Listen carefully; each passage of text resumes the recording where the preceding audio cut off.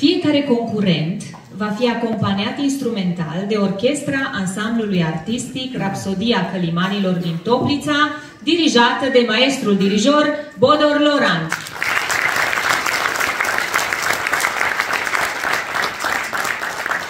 Ansamblul artistic Rapsodia Călimanilor din Toplița s-a înființat în anul 1990 ca instituție profesionistă de spectacole, la solicitarea societății civile românești, ca urmare a transformării fostului ansamblu folcloric al sindicatelor Harghita în ansamblul folcloric secuiesc de stat Harghita.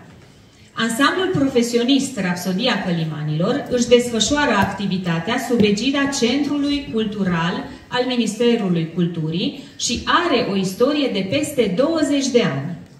Ansamblul profesionist Rapsodia Călimanilor are în componență atât dansatori, orchestră și soliști vocali consacrați, cât și tineri care preiau și transmit mai departe valorile folclorului românesc.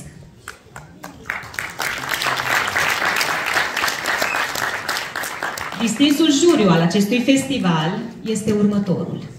Președintele Comisiei de Jurizare, profesor dr. Dorel Cosma, președintele Uniunii Mondiale de Folclor, IGF.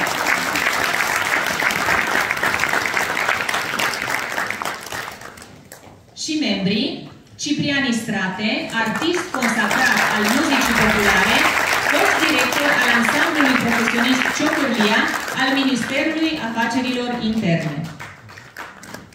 Ioan Dordoi, profesor canto muzică tradițională la Școala Populară de Arte Târgu Mureș, la Școala Populară Tudor Jarda din Cluj-Napoca și totodată un artist consacrat și de mare notorietate.